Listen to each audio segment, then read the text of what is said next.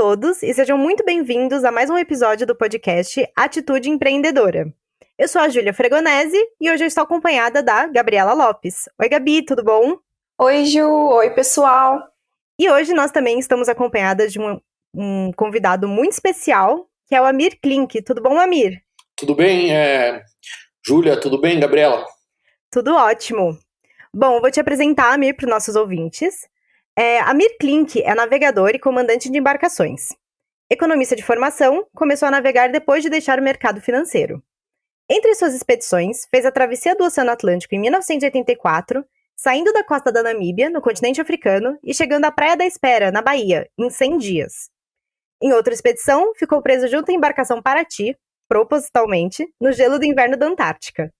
Suas expedições foram registradas em livros best-sellers como 100 Dias Entre Céu e Mar Sem Fim, e também em documentários. Amir é paulista e tem 65 anos. Tudo certo, Amir? Tudo certo. Maravilha. Bom, Amir, eu queria começar o nosso papo perguntando. Eu ouço muitas entrevistas suas, muitas palestras que você dá e que você fala que tem dois desafios, né? É a preparação para a viagem e a viagem mesmo da expedição.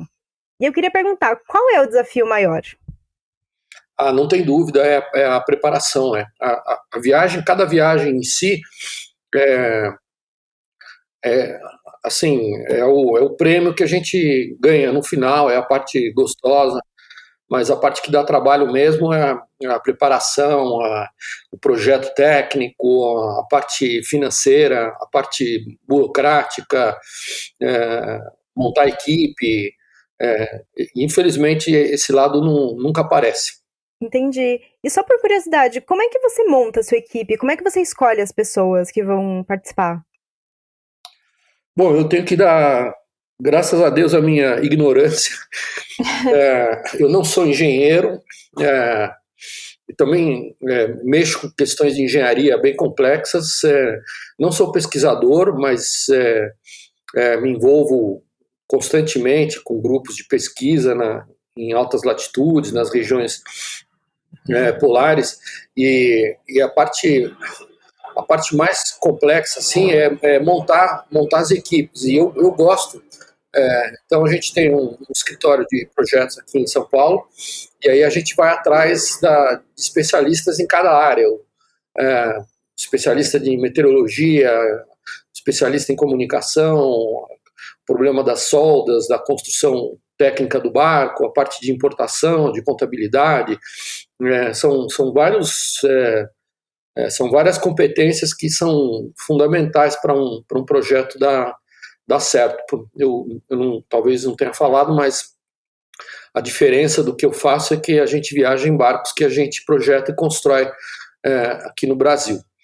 Às vezes fora também, mas a maioria dos barcos a gente fez aqui no Brasil, e é uma fase muito desafiadora, essa fase da preparação, mas é muito gratificante no final, e explica porque até hoje eu tenho feito um monte de maluquices aí, nunca me machuquei, nunca quebrei barco, e nunca perdi nenhum tripulante. Eu queria entender um pouquinho como que se desenvolveu esse seu amor por engenharia, né? A gente entende que é importante entender a mecânica, até porque se algo der errado durante a expedição, você vai saber como resolver o problema, mas a gente queria entender um pouquinho por que participar desse processo desde o início? Qual é esse seu amor pela engenharia de criação de embarcações? O primeiro veio da carteira, o amor, porque eu não tinha dinheiro para comprar o barco com o qual eu sonhava viajar. Namorei muitos barcos que passaram por Paraty na época em que eu morava lá, mas eram sempre projetos muito caros. Você tinha que ter uma soma importante de dinheiro para poder comprar um barco, e aí eu percebi que os barcos mais interessantes que eu acabei conhecendo, na verdade, foram os seus navegadores, os seus donos, que eles acabaram construindo o barco no quintal de casa.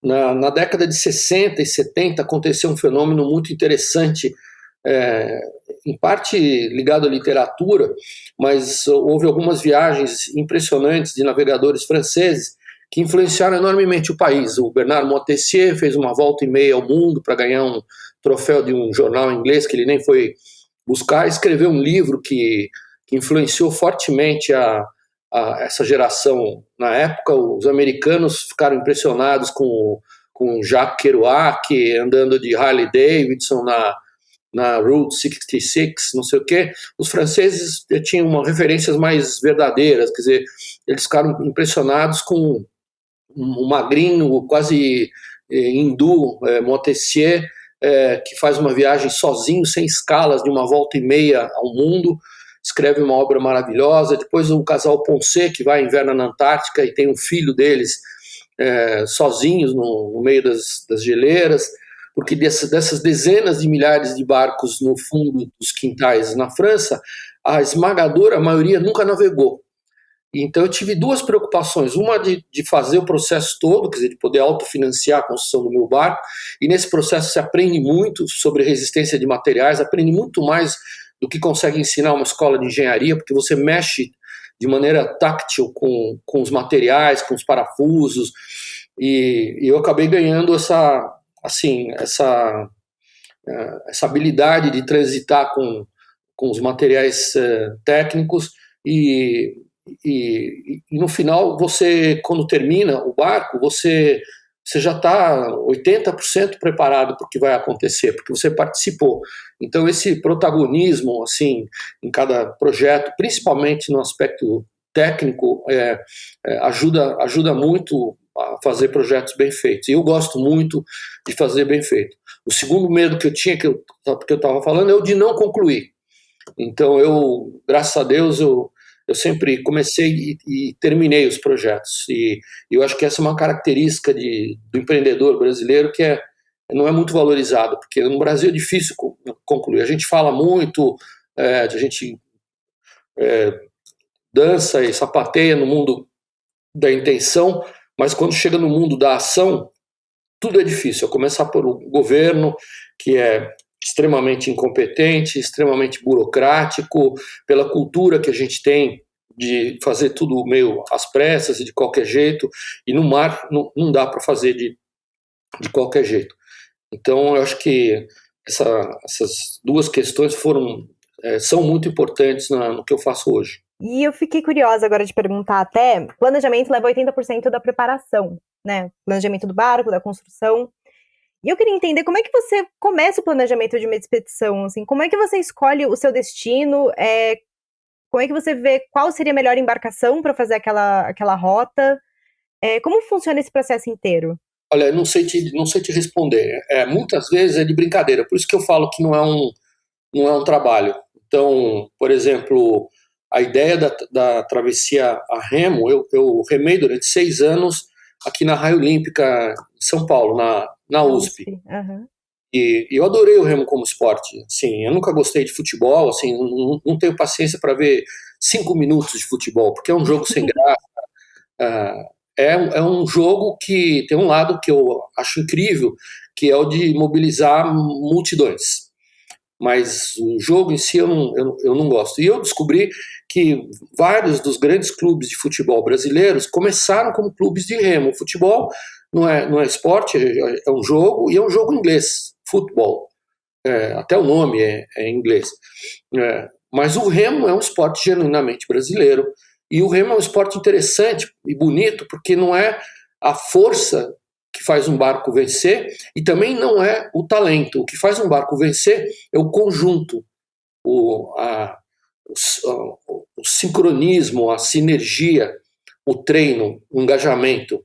É isso que faz um barco vencer. Um 8 com patrão que vence não é nunca o barco mais forte e nem o barco mais talentoso, é o barco que treinou mais, que conseguiu esse conjunto. Então, eu acho que eu não tinha a menor intenção de bater recorde, de ser o primeiro a atravessar o Atlântico, mas eu fiquei muito impressionado quando eu acompanhei algumas tentativas de travessia a remo do Atlântico Norte, que foram mal sucedidas, né? A gente tende sempre a se espelhar pelo sucesso, mas eu gosto de estudar o fracasso. E as razões do fracasso dessas tentativas eram muito interessantes. Não era o esgotamento físico, as ondas de 15 metros de altura do Atlântico Norte, eram erros quase banais de preparação, de planejamento. E aí, de brincadeira, surgiu a ideia, caramba, por que ninguém atravessou o Atlântico Sul? E quando eu me dei conta, eu já estava trabalhando no projeto. A viagem ao redor da Antártica não foi nem uma ideia minha, eu tinha acabado de casar e tinha feito uma viagem muito grande, de quase 2 anos, e aí a minha mulher falou, Amir, por que você não faz uma viagem que nenhum barco fez? Eu falei, caramba, Marina, eu já fiz tanta coisa que ninguém fez. E ela me deu um mapa do pai dela, com uma projeção polar do continente antártico, e eu falei, você tá louca, mulher, você tá querendo me matar. Porque não é que ninguém tentou fazer, ninguém sobreviveu a essa viagem. Nossa.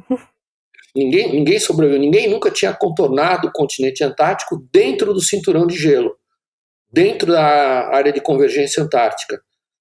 Eu falei, tá louco, Marina, mas isso é uma viagem impossível, ninguém fez.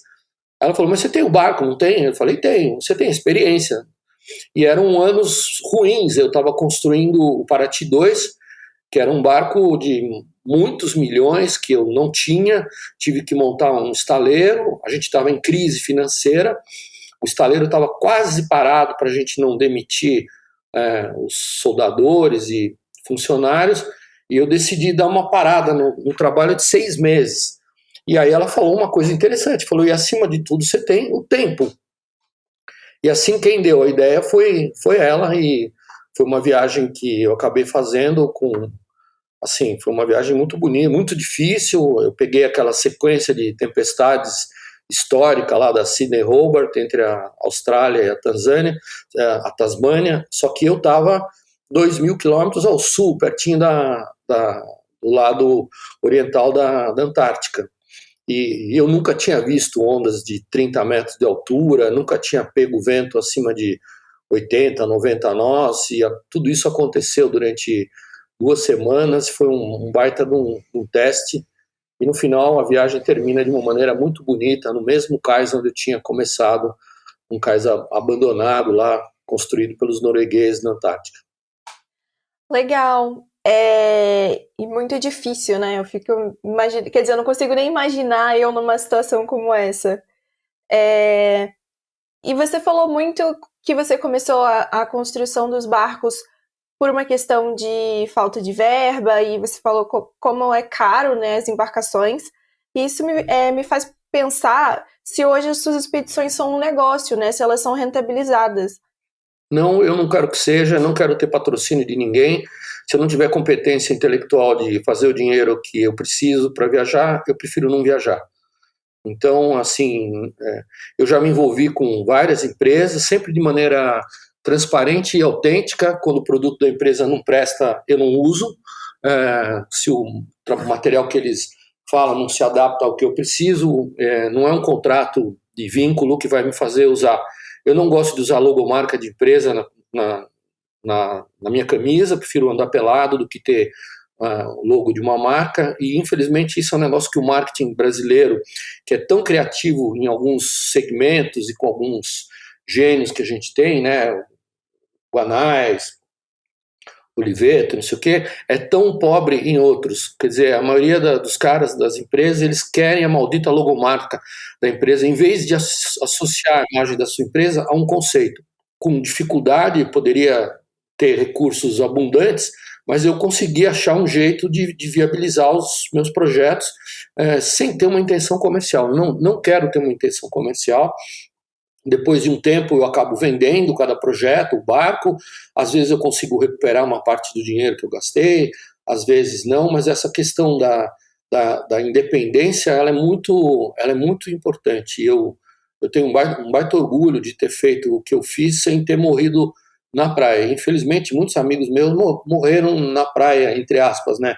Quer dizer, no sentido de que começaram projetos ousados e não conseguiram terminar, e é muito triste ver um projeto abortar. Muito bom, Amir. E eu sei que você também tem outros empreendimentos, né? Você tem a Marina do Engenho, fica em Paraty, se eu não me engano.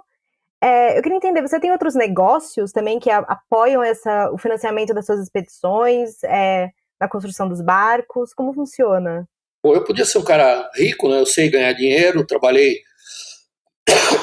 no mercado imobiliário, trabalhei no mercado financeiro, mas eu faço uma ginástica enorme para poder me dar o luxo de fazer as viagens. Então, eu não participo de competições que dão um cheque no final, eu não gosto de fazer as coisas pelo cheque, então eu tenho que sambar, tenho um respeito muito grande, assim, nem sei quanto eu tenho na minha conta, mas eu não gosto de rasgar dinheiro, eu não gosto de desperdiçar materiais e nem recursos, e eu acho que eu aprendi a fazer isso de uma maneira muito eficiente. Então me preocupa muito essa questão assim, de ser eficiente no custo, quando a gente faz um projeto para terceiros, de não pensar só nas características técnicas do barco ou do empreendimento ou da viagem, mas pensar no valor agregado no final. Quer dizer, a gente se preocupa muito em que o nosso cliente, no final, ele sonha em fazer um negócio dele com um barco maravilhoso, mas no final também ele vai sonhar em se livrar do maldito barco. E aí passa a ser muito importante essa questão assim, de um certo cuidado em relação aos recursos disponíveis. E tem uma outra coisa que eu descobri ao longo dos anos, é exatamente quando a carência, né, quando você tem recursos limitados, que você usa o máximo da sua criatividade. E o meu primeiro exemplo assim, assustador foi a história do Paraty 2. O Paraty 2 era um barco muito caro, quer dizer, cada mastro do barco era o valor de uma Ferrari meia, para você ter uma ideia. Era um projeto de vários milhões, levou 8 anos para ser construído, e nesses 8 anos eu comi o pão que o diabo amassou, questões financeiras. Então eu fazia tudo o que eu podia para conseguir trazer recursos, graças a Deus a gente não demitiu, a história foi feliz do estaleiro, mas a gente fez recentemente aqui, arquivando toda a contabilidade desses 8 anos, a gente descobriu um fato muito interessante. Durante esses 8 anos, apenas em 2 anos, eu consegui ter folga financeira que eu achava adequada para o projeto. E a gente conseguiu um contrato com uma empresa de internet, exatamente na época da bolha da internet, e curiosamente todos os grandes erros do projeto aconteceram quando a gente tinha essa abundância, essa folga financeira. Todas as soluções geniais, inéditas até hoje, que estão até hoje funcionando no barco, o barco tem hoje 14 temporadas no continente antártico, todas as soluções legais que a gente conseguiu implementar aconteceram nos 6 anos de penúria financeira. E isso serve para ilustrar que exatamente é a crise, a contingência que faz com que a gente seja criativo. E isso explica o funcionamento do Brasil, que é um país engraçado, onde a gente tem tanta restrição em tantos os setores, educação ruim, cultura ruim, infraestrutura ruim, mais da metade do país não tem saneamento, a gente tem, sei lá, 70% do país com analfabetismo funcional, e a gente consegue ser criativo e fazer coisas incríveis. Porque assim, a primeira vez que eu ouvi sobre você, eu lembro que me falaram, é o navegador que atravessou o Atlântico, que ficou preso de propósito na Antártica, né, no inverno, no gelo, mas ele não se considera um aventureiro. Eu sei que você já falou que você odeia aventuras, porque tudo é muito planejado, os riscos são sempre calculados, mas eu queria entender o que é então aventura para você? E eu queria entender se você já viveu alguma aventura, dependendo do que é a sua definição de aventura. Bom, eu não gosto desse conceito de aventureiro de carteirinha que faz coisas incríveis para sair na mídia, para vender livro, fazer palestra, essas coisas, por mais que eu faça isso. O que eu quis dizer quando eu digo que não é uma aventura, eu também não gosto de fazer planejamento super cuidadinho, bem feitinho, porque não é isso que garante o sucesso. O sucesso depende de um projeto, depende da atitude, do protagonismo, claro, de um bom planejamento, mas não é tudo, não é tudo. Tem muita coisa a mais. Tem a capacidade de gestão, a capacidade de liderança, tem a capacidade de saber ouvir, a capacidade de observação. O que eu quis dizer com eu não gosto de aventura, é que eu quero ter certeza que em dezembro eu vou estar na costa leste da Islândia, no fiord de Seyðisfjörður. Eu quero estar na primeira semana de dezembro. Pum! E eu vou estar. Quero ter certeza, eu queria ter certeza no ano passado que eu ia passar o ano novo na Bahia, Dorian, 30 anos depois da minha primeira viagem. E eu estava lá exatamente naquelas coordenadas de latitude e longitude, exatamente naquela data. E para fazer isso, você precisa se empenhar. Então precisa planejamento, precisa protagonismo, precisa ter paciência, precisa começar por muitas vezes. Mas esse negócio de fazer aventura só para bater recorde não me atrai nem um pouco. Claro que as viagens que eu faço, elas podem se transformar em aventuras trágicas, né? Mas eu gosto de ter a certeza de que eu vou e também a de que eu vou voltar. Muito legal. Fiquei pensando aqui, talvez a diferença entre a expedição e a aventura, né? A expedição tem um destino e tem uma data de retorno. A aventura, a sensação que eu tenho é de algo que você se joga e você não sabe o final. Isso, é verdade. Agora, eu não gosto nem de usar o termo expedição, que eu acho meio pretensioso, assim. Então, eu faço as viagens pelo prazer, não é que são uma expedição do Amir Klink para o continente, não. Eu queria conhecer a Baía Margarida. Caramba, é difícil, todo mundo vai para a Antártica, tem dezenas de veleiros no mundo que vão para lá, mas a grande maioria, nunca ninguém tinha ido para a Baía Margarida, muito menos em solitário, com o veleiro. Perfeito. Então, caramba, é difícil, como é que eu faço?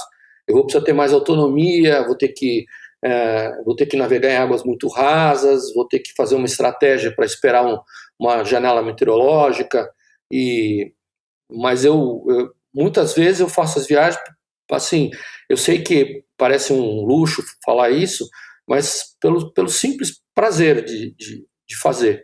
Às vezes pelo prazer de desenhar uma rota numa carta náutica. Já faz, sei lá, quase 15 anos que eu não uso mais cartas náuticas de papel, né? A gente usa tudo eletrônico, né? E nos últimos 3 ou 4 anos eu fiz umas 5 viagens para a Antártica só com o celular.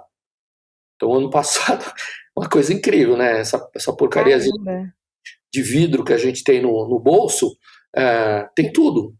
Sistema de comunicação, cartografia do planeta inteiro, todos os astros do firmamento, inclinômetro, localizador.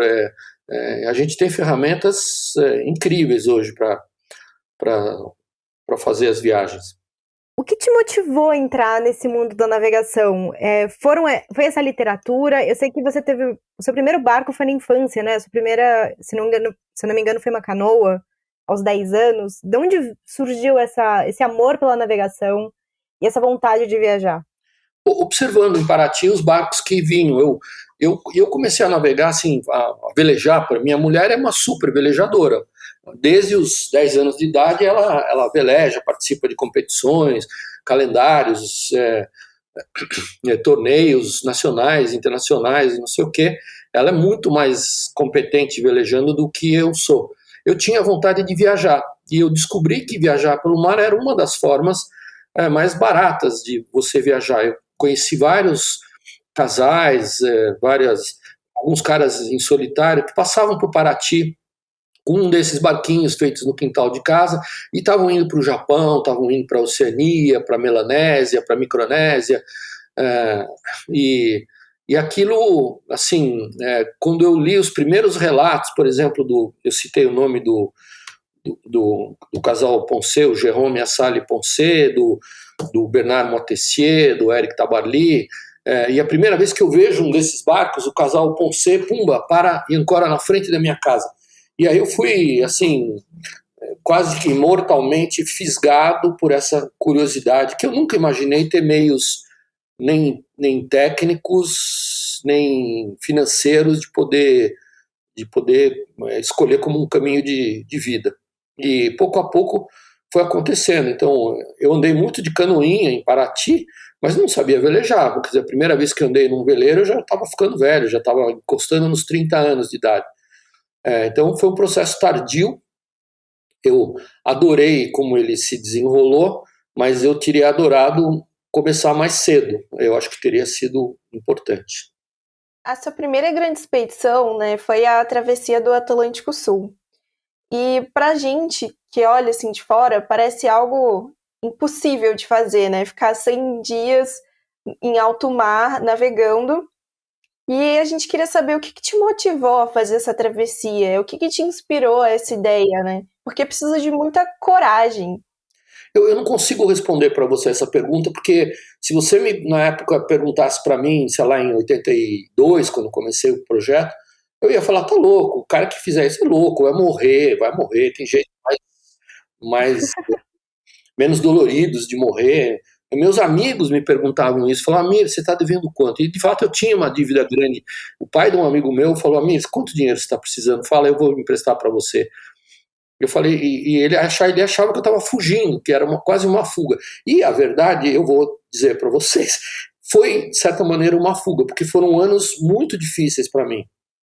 Então, eu tinha vontade de fazer um monte de coisas, tinha saído do maldito banco onde eu trabalhei em São Paulo, no centro financeiro, fui mexer com gado de leite, não deu muito certo, fui mexer com búfalo, deu mais ou menos, fui plantar fumo em Paraty, fui plantar feijão, milho, nada dava muito certo, Paraty era muito isolado, não sei o quê, eu tinha um executivo financeiro, tinha dívida no banco francês e brasileiro, sei lá, tinha um monte de problemas, e de repente, quando eu me encanto com a ideia da viagem, ficar estudando, preparando a rota, calculando como é que eu ia fazer para conseguir uma habilitação de radioamador, como é que eu ia fazer para aprender a navegar pelos astros, aquilo foi uma espécie de caminho paralelo, só que no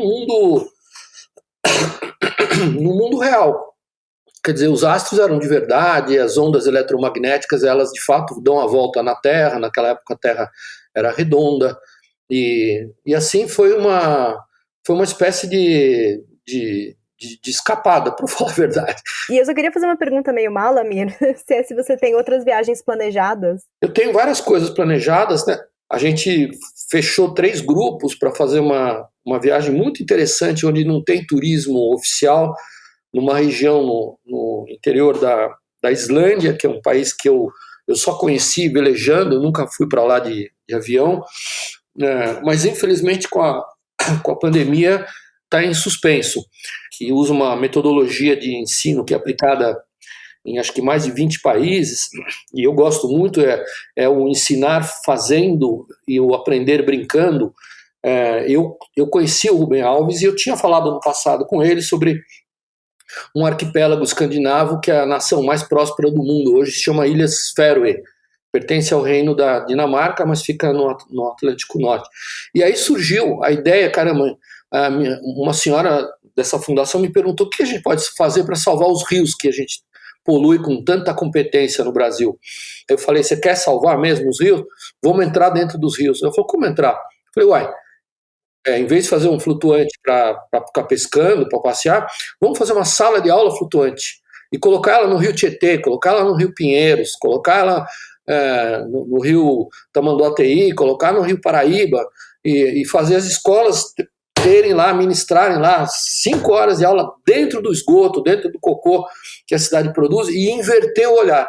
E eu falei isso de brincadeira e a brincadeira virou um projeto agora no qual eu estou trabalhando e que é extremamente contagiante. Assim. A gente está tentando, não sei se vamos conseguir vencer a etapa burocrática, mas a gente quer colocar dessas salas de aula, que são, na verdade, cubos de vidro, onde durante o dia as escolas podem ir se revezando, fazendo aula de estudos do meio, e à noite a gente põe um outro tipo de aluno muito mais problemático, muito mais burro, muito menos criativo, que são os executivos.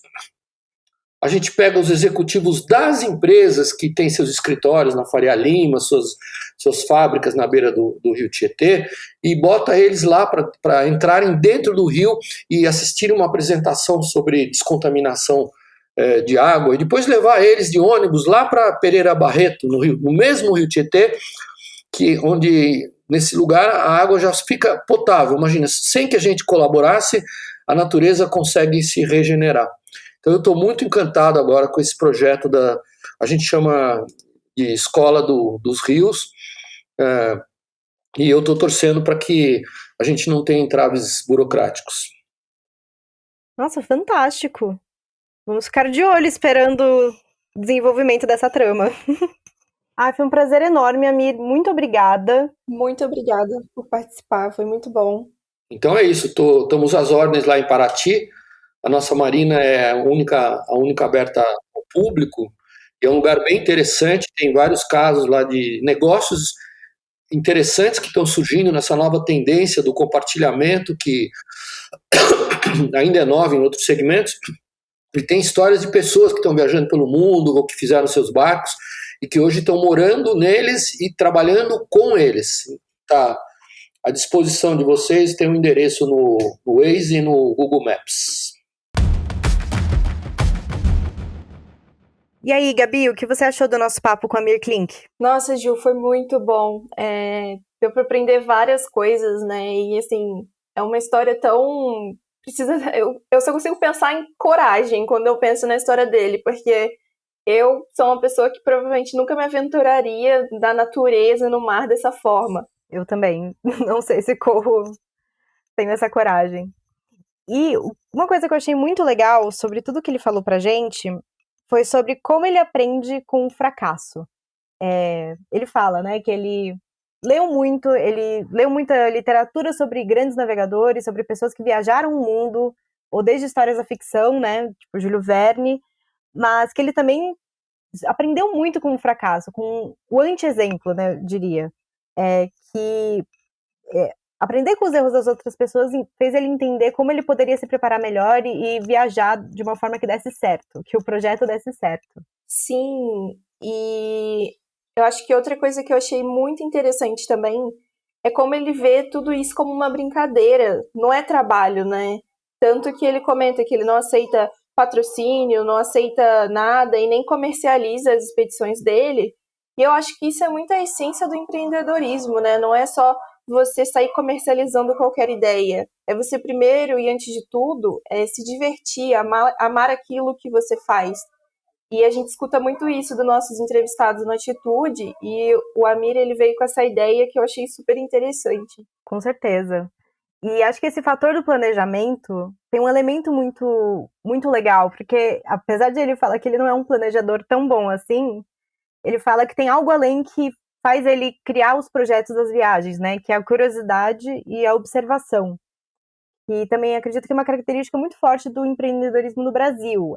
Talvez você não ter tanta certeza sobre o que vai acontecer, mas você ter a curiosidade, saber entender o ambiente, né? O cenário que você está vivendo para criar algo novo. Sim, e é bem interessante, né? Porque ele até comenta que é muito difícil você sair do mundo da intenção e ir para o mundo da aprovação, que é muito comum, assim, principalmente no Brasil, e ele fala, cara, eu acho que o mais importante é você criar a ideia, planejar a ideia ali, né, ter a curiosidade, mas depois colocar em prática e fazer.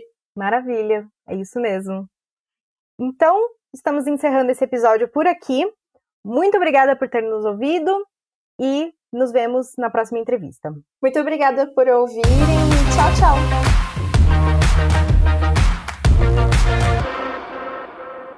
Esse podcast é uma produção do Ateliê de Conteúdo e Estúdio Teses. O episódio foi apresentado por Júlia Fregonese e Gabriela Lopes, com produção de Marcela Burru, Silvia Balieiro, Ariane Abdala, Vitória Pirola, Mariana Maier, Maiara Cristofolotti, Gabriela Neumann e Juliane Perides.